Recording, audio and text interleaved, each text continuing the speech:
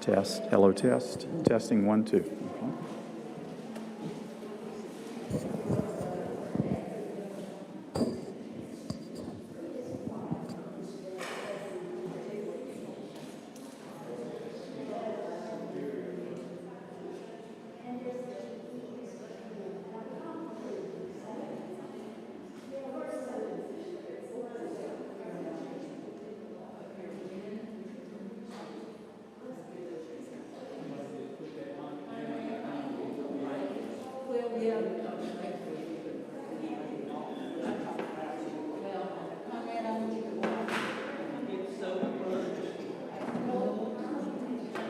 Okay.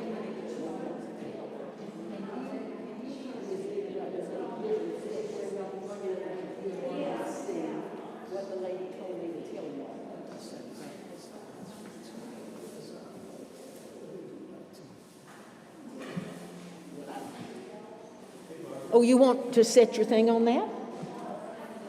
Here.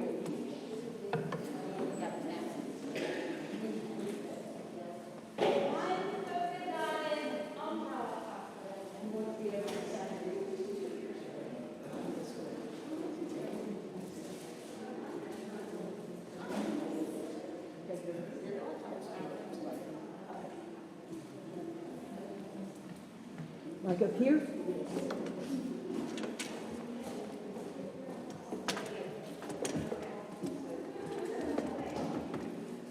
And are we going to put the other one too? All right, let me go get the other one.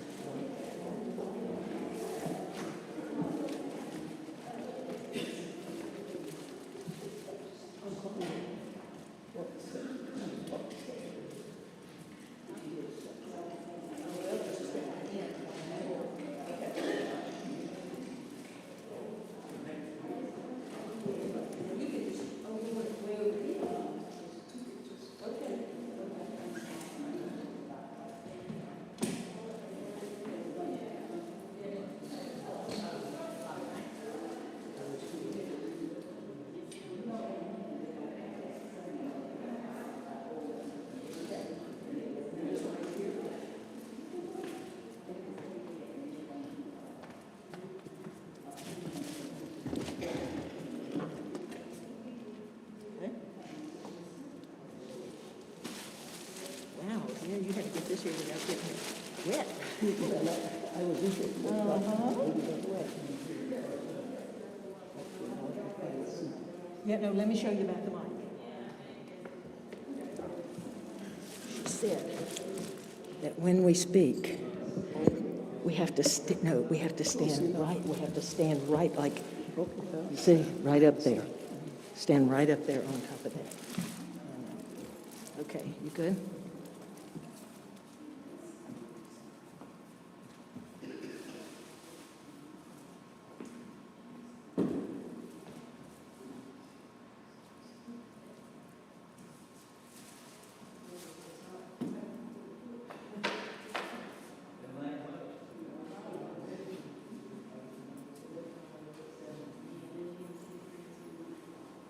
Okay, honey, you want to sit? You want to sit right here? That's good. That's good.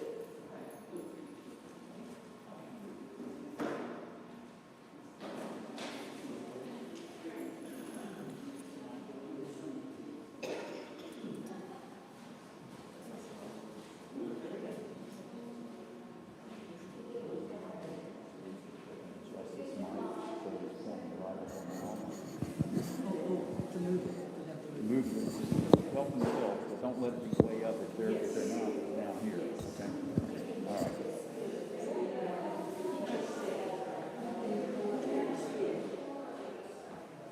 If you need to move the mic down or up or whatever, so that it's pointing right to your mouth.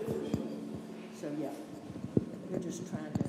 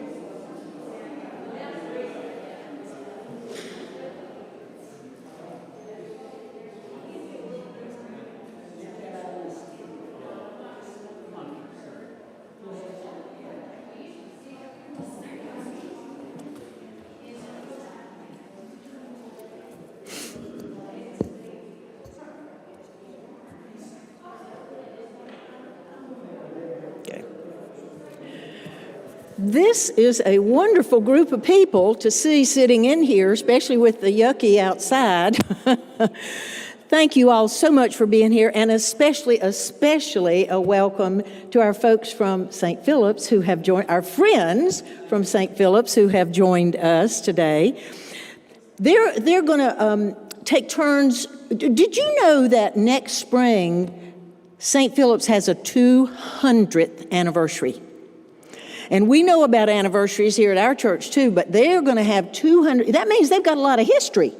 There's a lot of things that have gone on, wonderful, wonderful things at St. Philip's. So part of what they're going to do tonight is just share with us some of their memories and whatever they want to tell us about the congregation there at St. Philip's.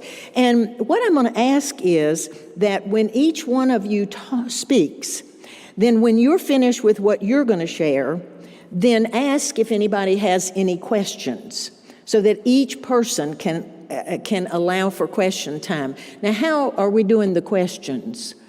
Just stand up and ask them?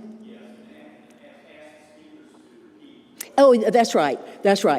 If somebody asks a question out there, and if I'm the speaker, then I will say, okay, the question was, and I'll repeat it to everybody. So each one of you will give a chance to ask questions. Let me introduce our friends who are going to be leading our program tonight. We'll start with Dorothy Pettis, sitting right here. Dorothy she told me, now this would have been just a few years ago, she said she was a young teenager when she first came to be part of St. Philip's congregation. And so she's been there and experienced a lot of the history that she'll be able to share with us. You may remember the name Cedric Rodney, who was the pastor there. Yes, and he's passed away now, but he was a wonderful pastor for them a long time. We had hoped to have his daughter here with us tonight, Elise Rodney, but she wasn't able to come, apparently at the last minute. We don't know, but we had hoped that she would be able to come. Another person who did come is Barbara Morris. Now, I'm told that when Barbara moved to the Bon Air community, where the church building was for a good while, when she moved there, she was not Moravian and probably didn't know much about Moravian, but when people began meeting her, people in the congregation and the pastor and other folks connected with the church began meeting her, they said, "Woo, we need this lady in our congregation." And so they started inviting her, and pretty soon she joined St. Philip's. And so she has been a member for a good while. Let me tell you a little story. In 2008, Sam Gray was going to Guyana, South America, and he asked me to go with him because the 6 churches there had requested that the Border World Mission come and just help them energize their programming, teach them some new possibilities. Just come and help us. Come and help us. And so he said, "Donna, you can come and you can help with the Christian Ed part." And so we went to Guyana, South America. Now, we were there for about 5 or 6 days, and one of the days that we were there, a lady came up to me. She was one of the Moravian ladies that each church had sent some representatives to these workshops. And she said, "Now, I believe you said you were from North Carolina." And I said, "Yes, I am. That's where I live." And she said, "Well, I have a cousin, and he grew up at our church right here. But then in the 90s, he moved to North Carolina. So I guess you would know him." And I thought, I'm not sure that I would know. And she said, "So tomorrow, I'm going to bring my address book, and I want to show you where he lives." So tomorrow, she comes with the address book. She opens it up, and she points to this name, and she says, "Here's where he lives." I said, "Oh my goodness, that's Conrad Mitchell." And of course I know Conrad Mitchell because about a year before that, he and I had been put on a provincial committee together. And so we'd been meeting together with this committee And so when she said, if you live in North Carolina and he does too, you must know him, she was right. I was so happy that it was Conrad's cousin that I was meeting. Well, while we were there, I just want you all to know this. While we were there, they said, tomorrow night we're going to have a revival at one of our churches. And so, Sam, would you and Donna want to come? Well, sure, of course, we'd want to be there. Well, could you all be the speakers? Well, okay, yes, we'll be glad to do that. And so the next night, they drove us to this church, and when we got out of the car, I almost fell over. Here is the front of the church, and this huge sign is all the way across the door, the top of the door. I mean, a huge painted sign that says, "Welcome to the evangelist from the USA." And I thought, okay, now I'll be an evangelist as best I can. So we went in, and as you enter the church sanctuary, someone handed me a worship book, and I looked over there, and they had this big table of worship books, and he explained they don't put them in the pews, they hand them out the door. And I said, well, that looks like the worship books that we use at my church. And they said, yeah, somebody in the States sent them to us so we could have them. So Sam and I went up to the front and sat down, and I'm thinking through what I'm going to share. And I just happened to open the worship book, just only the front cover thing. And right there, stamped with a stamp, were the words, "Property of Home Moravian Church." And I realized that somebody from the USA had sent us books, was Home Moravian Church, that they were able to use. And that just made me feel at home. So, Bill and Carol Mcaveene are also with us, and that's because both of them love St. Philip's and have spent much time there. Bill has pastored there recently and earlier on, and Carol has been part of all that ministry, and they both just love it. And so we have a number of folks who are going to share tonight, and Dorothy, I'm going to just turn this over to you now and ask you to carry forth.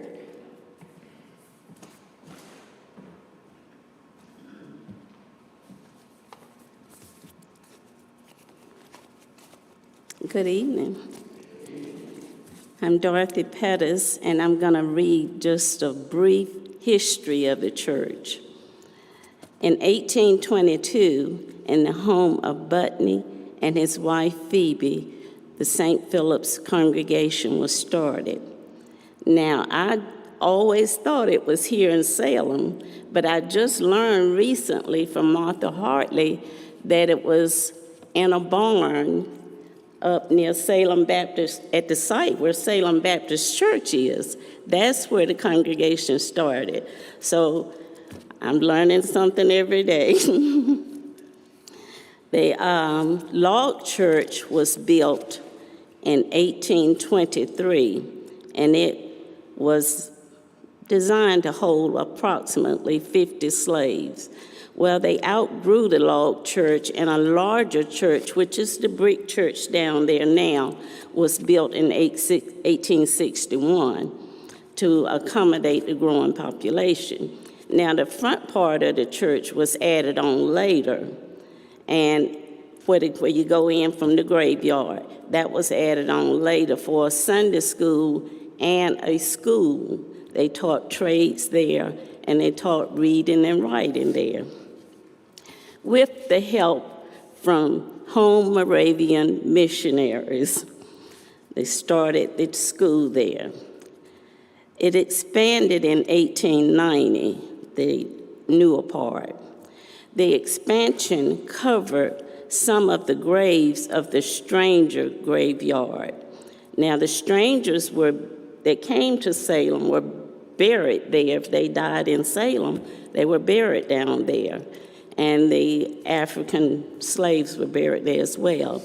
Later on, when that graveyard filled, they started another graveyard up the hill next to Salem Cemetery.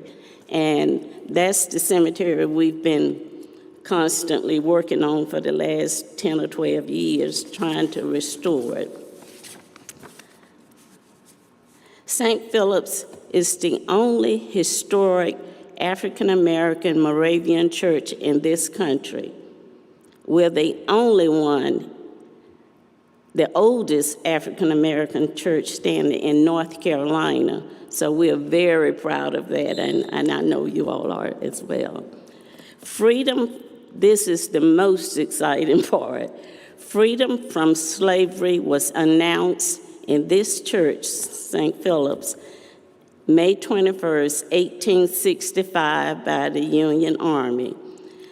And Salem was, the church was there until 1952, when Happy Hill was established, and they moved from that building over to Happy Hill. Happy Hill, they worshiped in a community center for, I guess, about 8 or 9 years. Then the church was built up on Mark Street, and it was there maybe 7 years before 52 came through. And that's when I started going up the hill to the Mark Street Church. Reverend Hall was the minister there. Dr. Hall was a professor over at Winston-Salem State, and he was originally from, was it Nicaragua? I think so, Nicaragua. And he was at the Mark Street Church when I started in '67.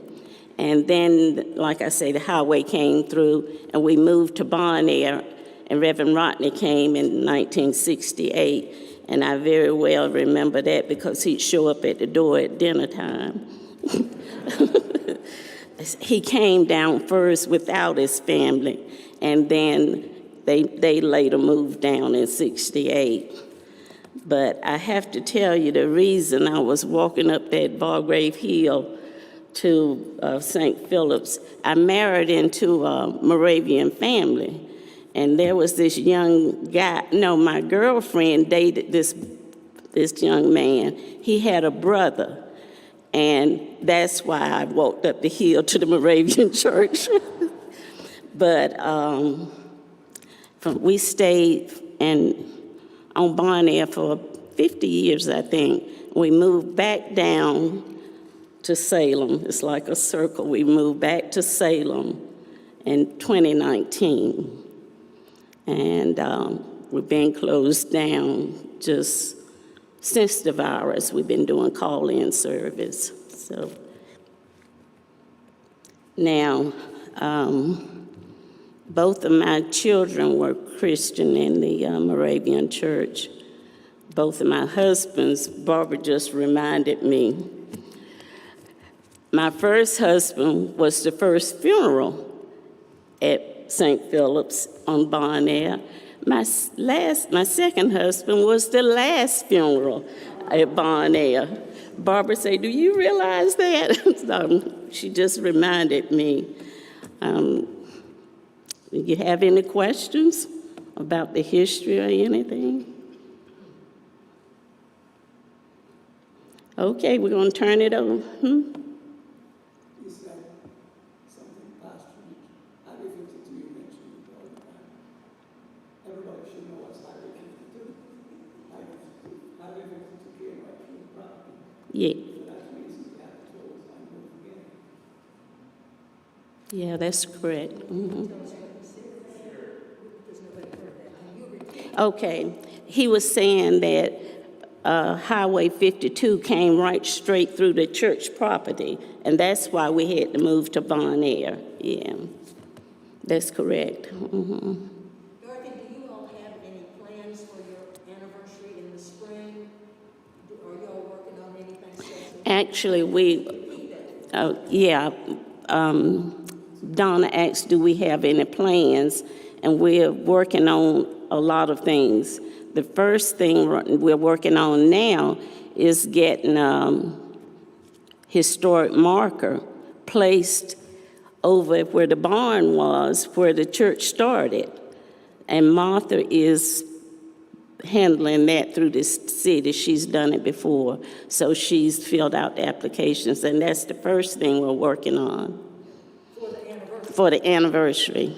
And we'll have a big program over there to celebrate that. Will y'all invite us? Absolutely.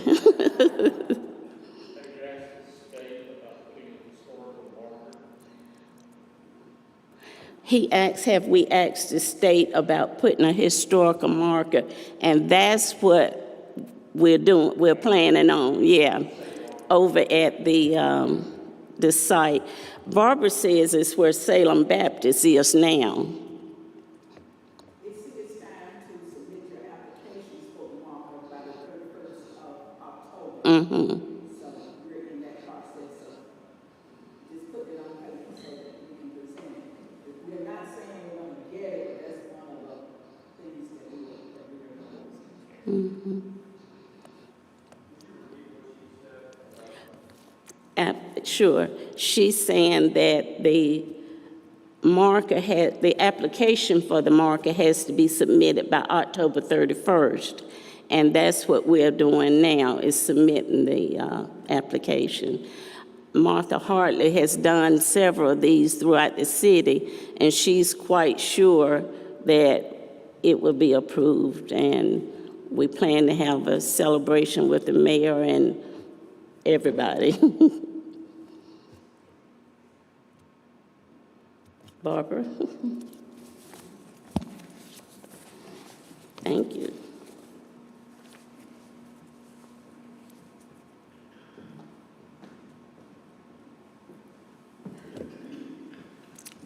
Good evening.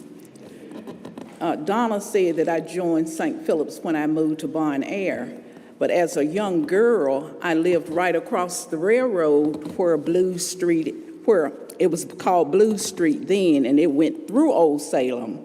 So when 52 and 40 came along, but as a little girl, I used to hear, because it was a tunnel there, and the people from Old Salem, when it was band time to go into the neighborhood, they would come to the end of the street there.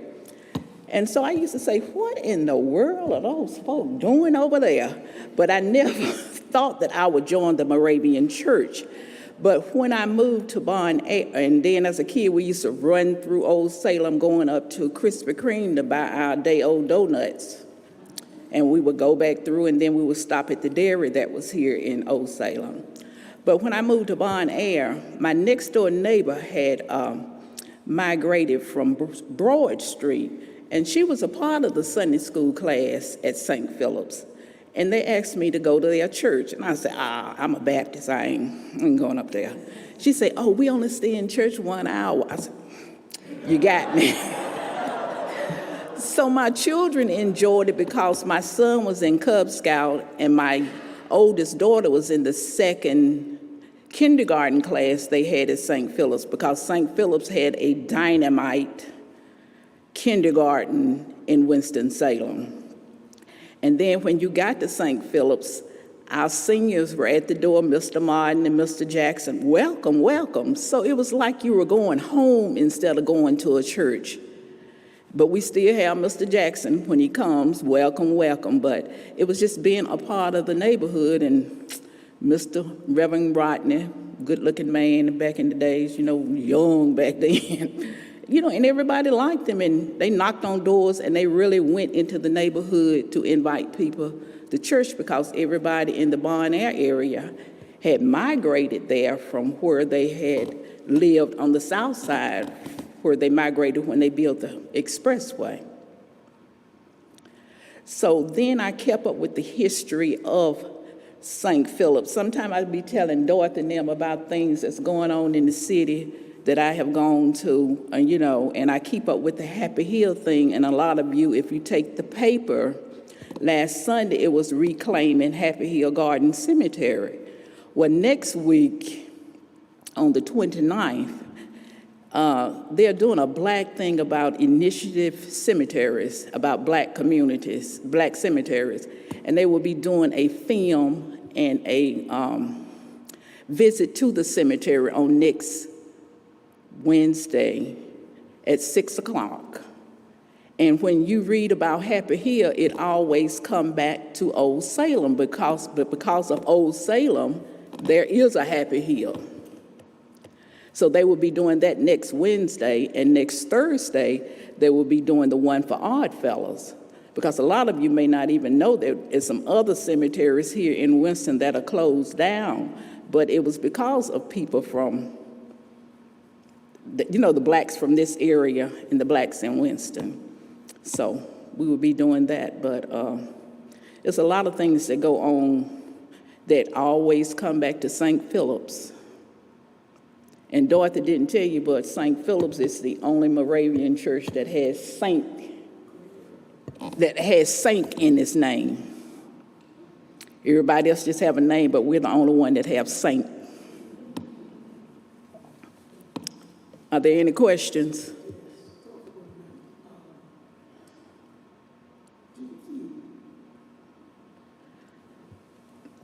Mr. Mitchell told me to talk about Juneteenth. A lot of things that we have in Winston-Salem when it comes to the Juneteenth celebration, it started in Old Salem because of Cheryl Harry, the person that was in charge of the brick church working for the Old Salem. So through Cheryl, that was how the city decided to do Juneteenth as a city holiday. But it started right here. So we will get the information out to you again. We had one last year, but we couldn't invite many people because of the virus, but we hope the virus be gone or down or whatever when it comes back around in June. Are there any other questions? Yes. Who?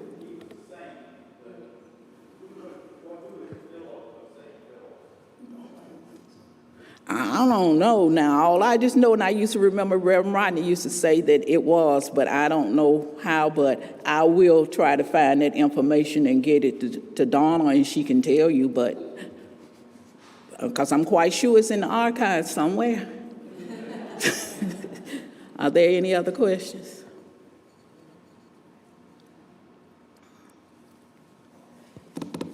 Well, thank you. Yes.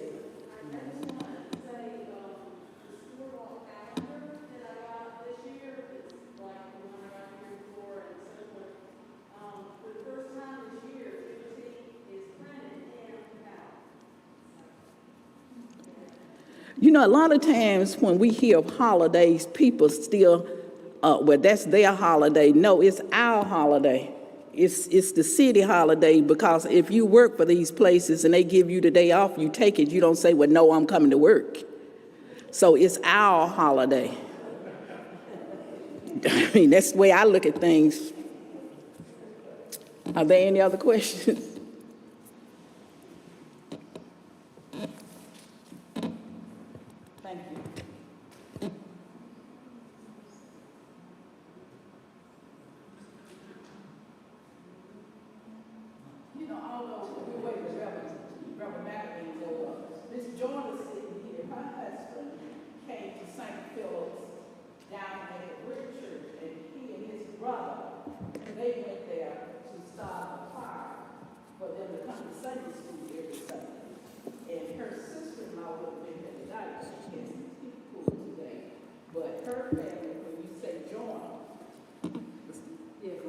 Go right ahead. But when you say Joyner, the Joyner family has been in St. Philip's for, I know Faye has been there 75 years, but her husband and his brother kept the fires going down at the brick church. To heat the church. But they kept, I mean fire like that, but I mean, yeah, to heat the church. But she has been a member. She married into the Moravian church, but she doesn't talk much, but she really supports us. But her husband and his family has been a member of St. Philip's for, I guess about 80 years. Church service used to be in the afternoon, and we heat the church so that it's warm at the time they come down.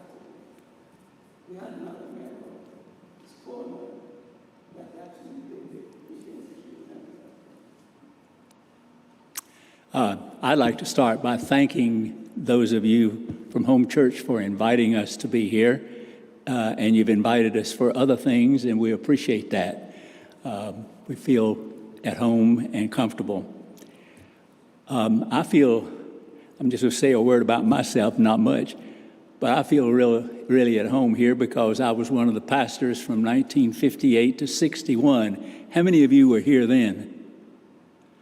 A few of us, and that's been, I realized today, that was 60 years ago that I left here. But we had 2 or 3 very pleasant years. 2 of our 3 children were born while we were here and living next door in the Rontaler house.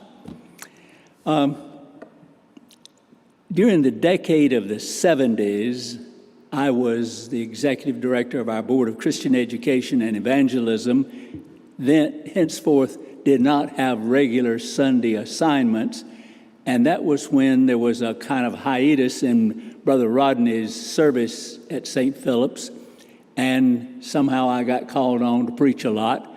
I didn't know, I can't tell you how much, but I can tell you I thoroughly enjoyed it. One of the things that I remember particularly was Brother Roberts, and I wish I could remember more than that. What was his other name? Cleveland Roberts, yes. Pardon me?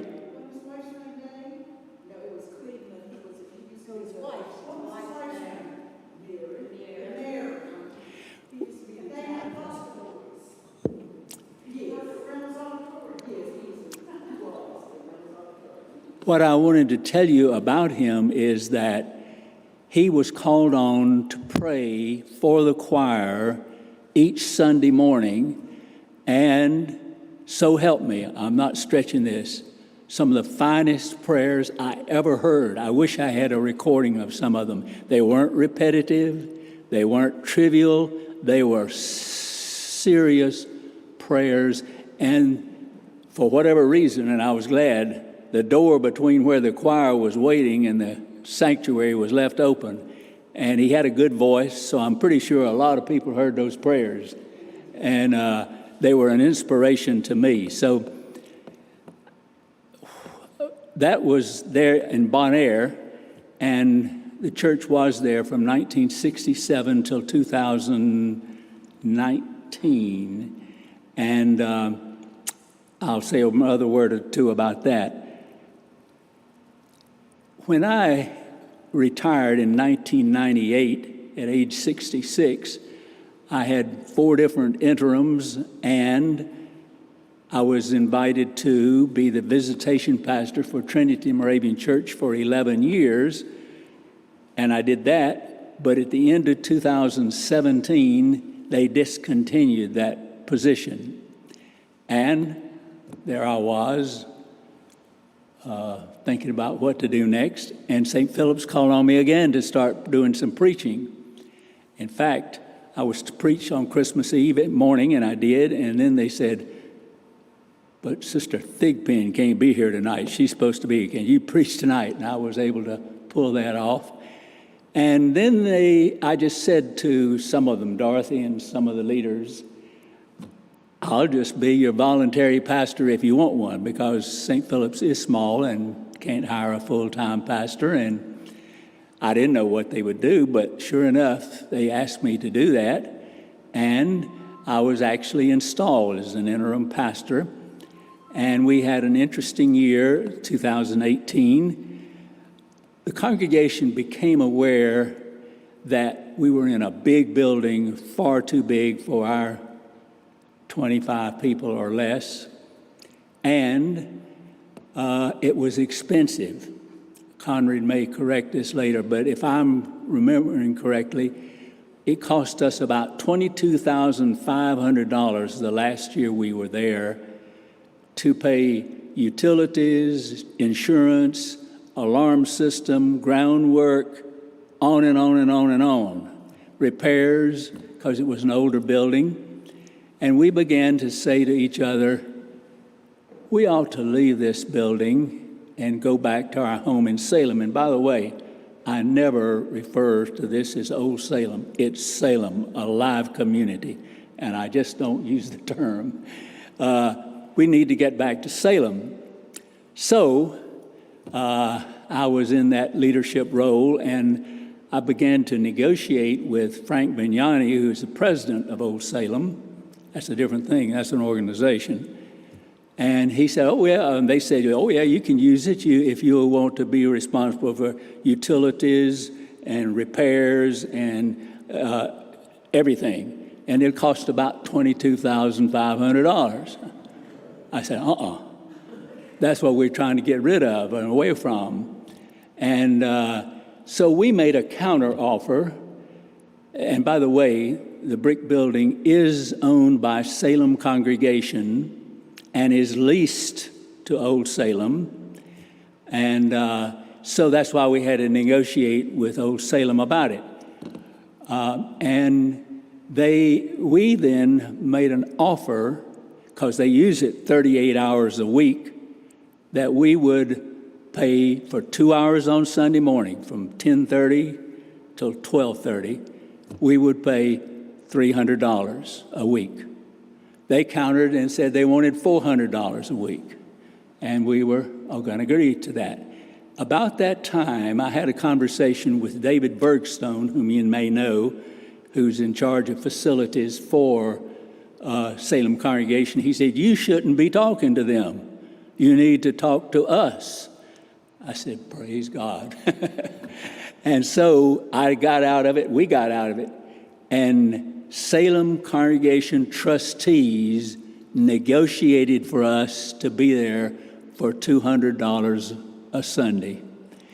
That went from $22,500 to $2,400. And then Salem Congregation trustees said, we'll pay it if you want us to. St. Philip's does not want to be handed anything like that. And they said, oh, no, we've said no, and we paid it. And so we were there from early in 2018, I guess it was. And during that time, we did move back to Salem.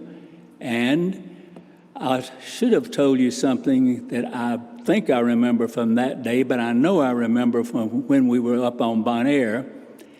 At the middle of the service, every Sunday morning, everybody present gets together and holds hands and asks for prayer requests and talks to each other.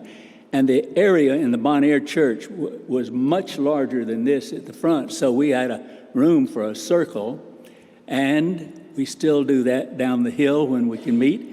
If it's a smaller group, we're in the first pew or so and around. And if it's a larger group, we just make a larger circle. So that's one of the things I wanted to tell you about. And with it, I'm wanting to say that the finest thing I think about St. Philip's congregation is the love we have for one another. There is a rich, warm fellowship, and that standing and holding each other's hands and looking in each other's eyes and listening to one another and followed by prayer is a rich part of the service. I'm not sure what else I want to add. I think Philip was asked about how that name came. I believe he was the Ethiopian eunuch, wasn't he, that Paul explained the gospel to and received into the Christian community. And so he was Ethiopian, no doubt black, and somewhere along the line, not at the first, but in 50 years or so, I think it was we started in 1722. I think it was 1914, the name was given as St. Philip's Moravian Church. Okay, thank you for that. I had heard that, but I had forgotten it. Oh, yes. Bishop Rontaler came up with that name. Bishop Edward Rontaler. Any of you remember him? I don't believe you were born then, because he died a year before I was born. He died in 1931, and I was born in 32. But I've read a lot about him, and he was a special person. I believe, oh, there is one other thing I want to tell you. St. Philip's is small. We've had a few funerals, even in the couple of years I've been associated with the church. And our average worship attendance is around 18. And so we're faced with questions about the future. None of us wants it to really change, but we decided we ought to take the time to state a mission, vision, what is our mission as a church, and some goals. And we did that about a month ago, I think. We asked for the use of the fellowship hall, which stands separate from Christ Moravian Church, and we were able to have a meal and a time of just talking and listening to each other. And I want to read you the mission statement we came up with, and then the goals. Our mission statement says, we are called by Christ to love, to worship, to witness, and to serve. And then our goals through at least our 200th anniversary, which is next spring in May, are these: to minister to one another in our church and in our circles, our individual circles, to reach out, to have a complete directory of our members and as much information about each as possible. We don't have that right now, but that's one of our goals. We did agree at that meeting that we wanted to put our vote in to support this idea of the historical marker, which Barbara told you about. Another goal is to plan for the celebrating of the 200th anniversary.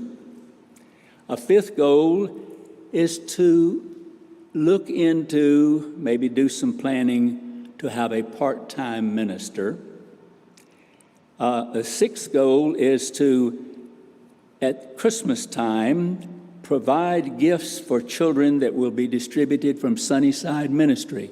That's something that's done there. They're gifts wrapped for little children, and we want to supply some of those. We said that we wanted to participate in writing letters to Bread for the World, and I've got a copy or two of the proposed letter and addresses that I can give to anybody that doesn't have that.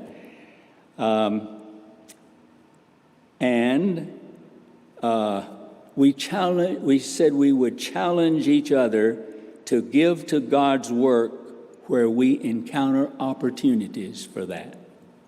So much for that. Do I have questions? Okay. Thank you.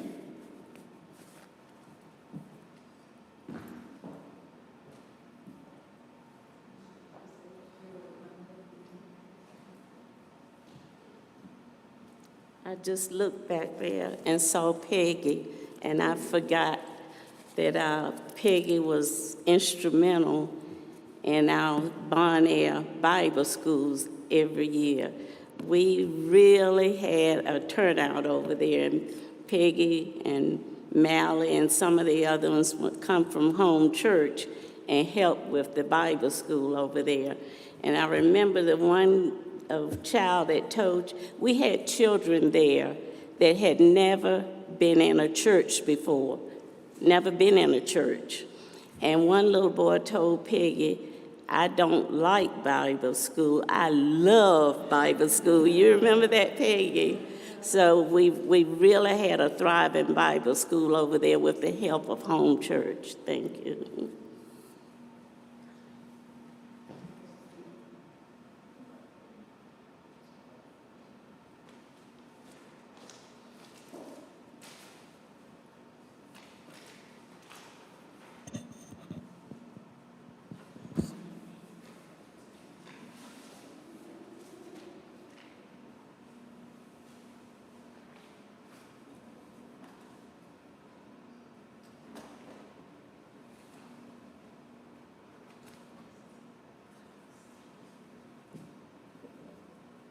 when you get old, you have to make extra steps.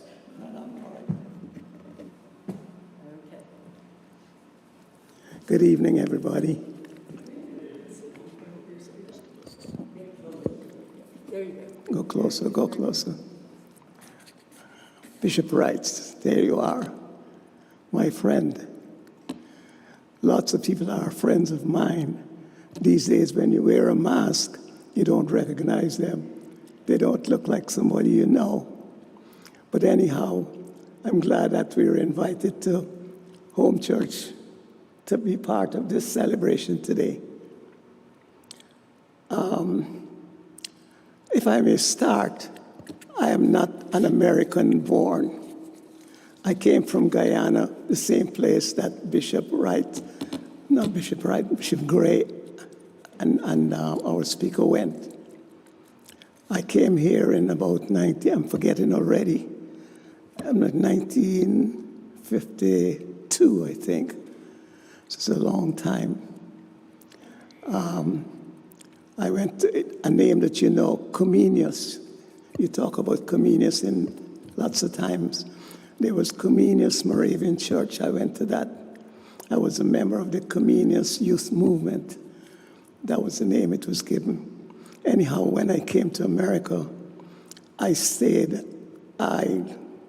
lived with a relative who was not a Moravian, but was a congregational minister.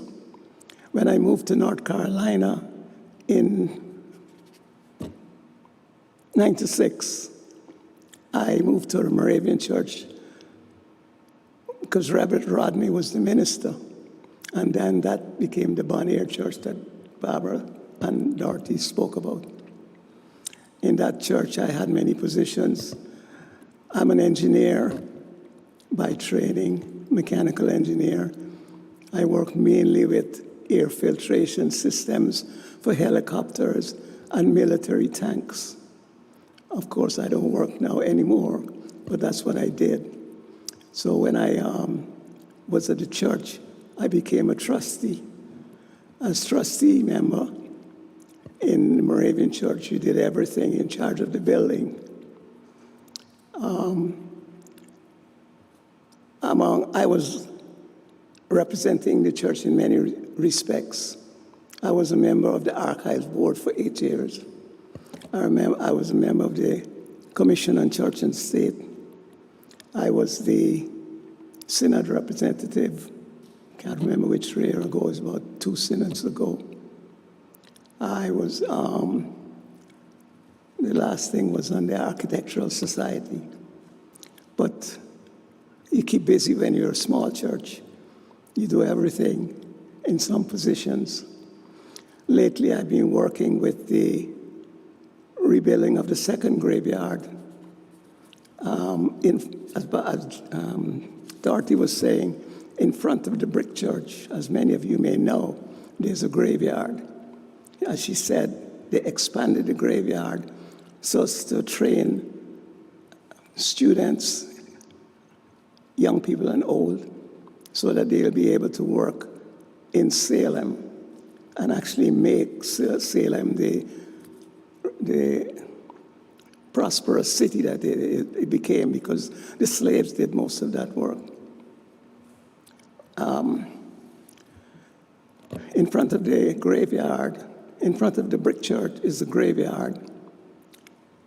That graveyard started in 1775.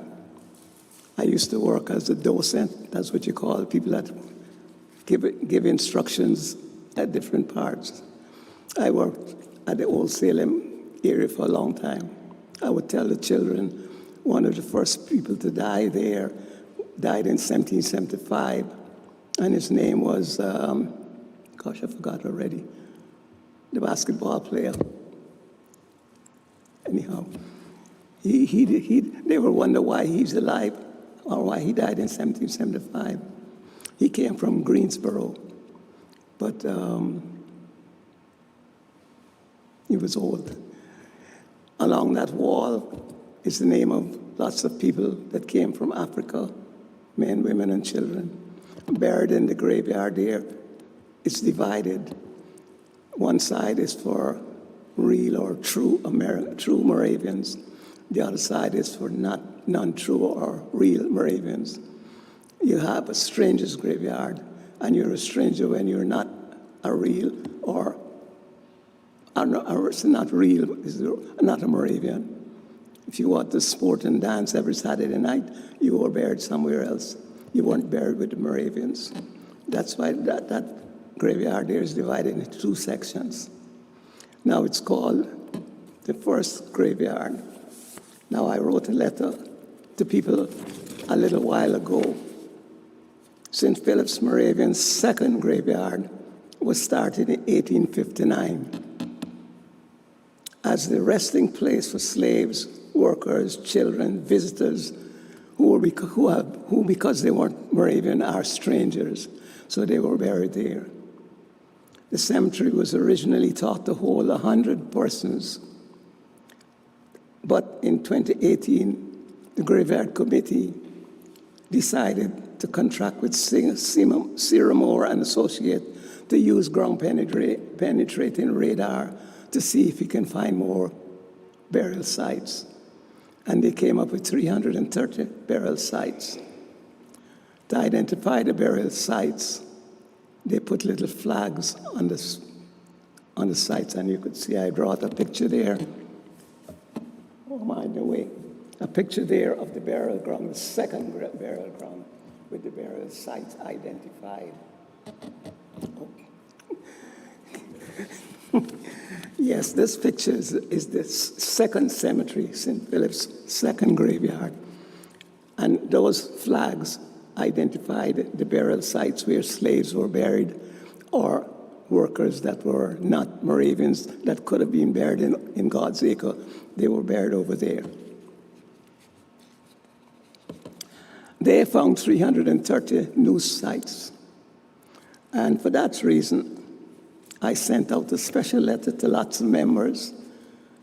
I sent 50 letters out to Moravians, ministers, churches, bishops, and so forth. The Graveyard Committee decided to upgrade the cemetery by adding new fencing all around the area with new directions, walkway signage, construction of an arch entranceway. That's what I have over there. We're going to build an arch entranceway to the cemetery. Brick pavers along the walkways. Each stone, as you can see, there's a little square in the background, and over here too. There's a little stone that says "Beloved" in each, wherever a flag is positioned. And on top of that, we'll have a marble stone with actual date of the person who died and the name, where possible, the name and date of birth. So the slaves will now have a beautiful section, and we're soliciting from members of different organizations. Since each assembly costs about $350, we're trying to raise as much money so that we can have each one of those identified areas beautifully decorated.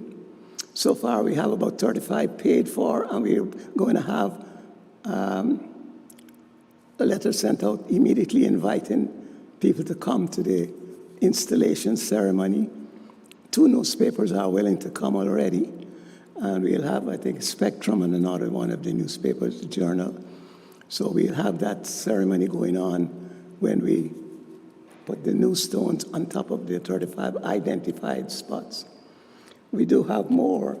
As you can see, all of those little flags represent part of the 300 numbers that are members of slaves that lived and were buried in that area. With your help and generous tax-deductible contribution, the graveyard will stand as a beautiful memorial to those who once lived, labored, and helped to make Salem into the industrial city that it is.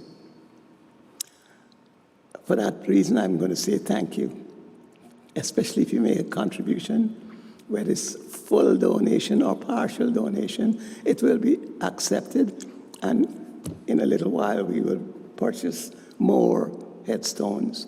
I should say more decorated stones and keep the cemetery as beautiful as it should be for all those who lived long ago. Certain spots in that place, instead of being marked, are a rock, just a rock. That's how it was identified. I don't have a picture of that there, but we have just rocks that show you where people were buried. Any questions?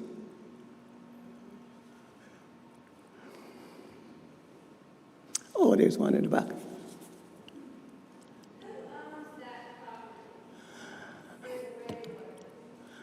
Well, Salem congregation runs that property now. Right. That's right.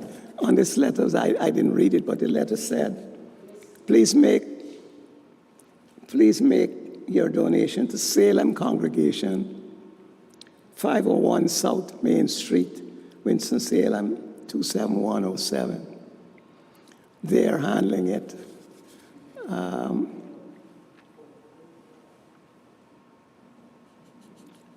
Anyone else? Go ahead, Peggy.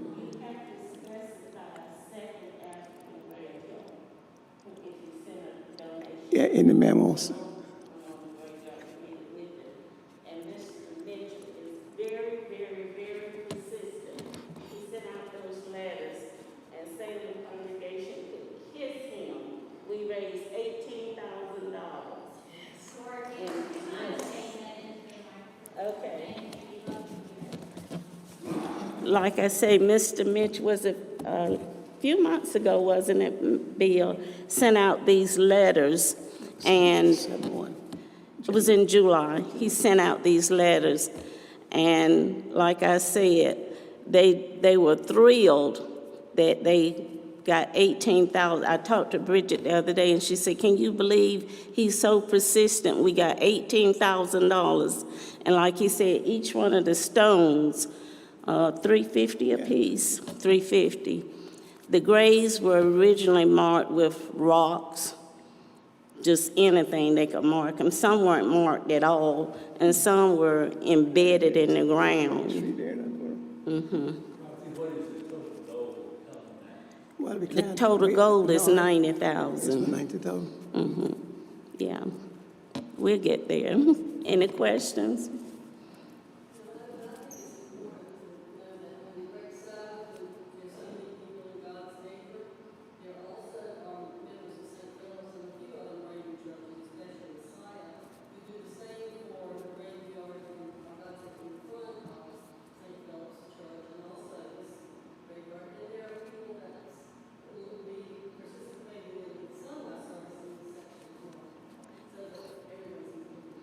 Yeah, Messiah joined in with us about 10 or 12 years ago, decorating both graves, the lower graveyard and the upper second graveyard, and we do that every Good Friday. We decorate all the graves up there with Messiah's members, yes.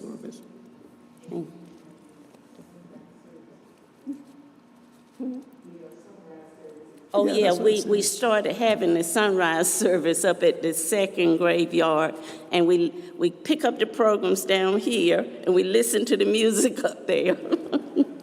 Yeah, come on. Last year, and the year before, Reverend Jackman from Trinity brought his electronic equipment, so we were able to hear the broadcast completely.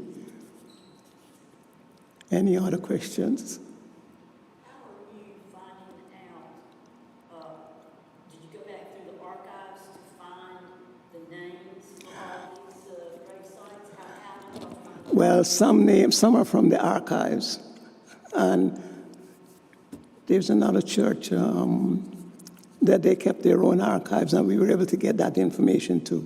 So together we have a list of all the names, or I'd say most of the names, with the date of birth for those who gave us date of birth, because some died without that information.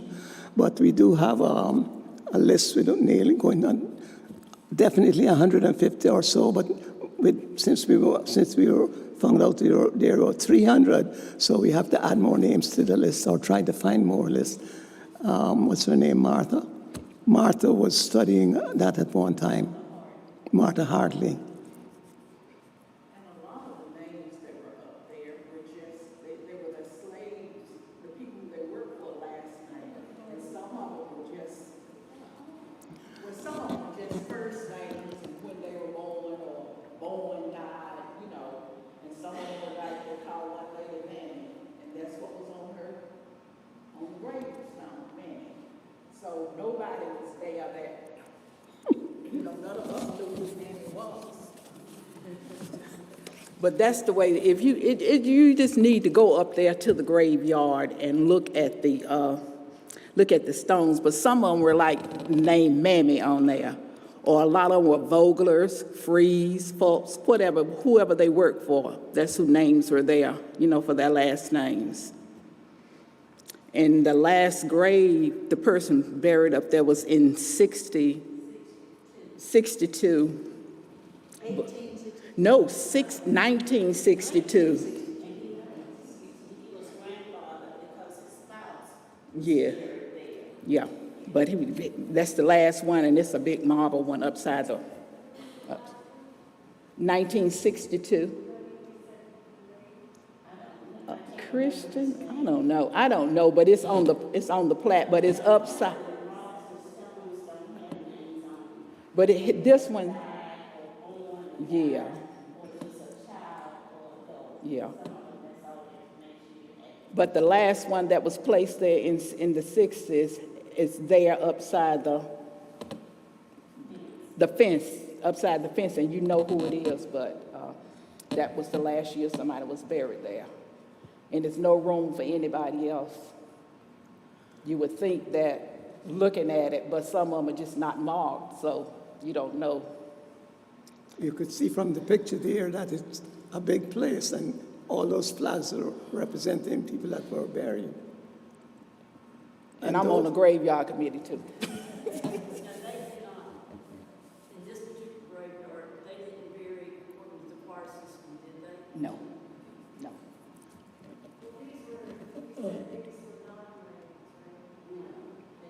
They were married.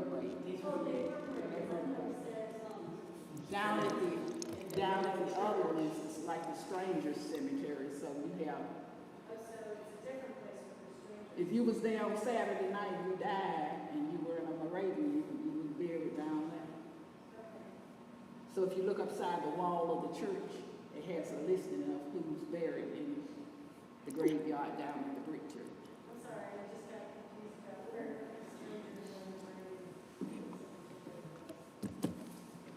Really?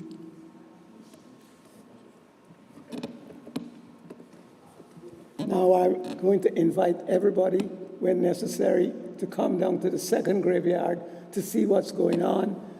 And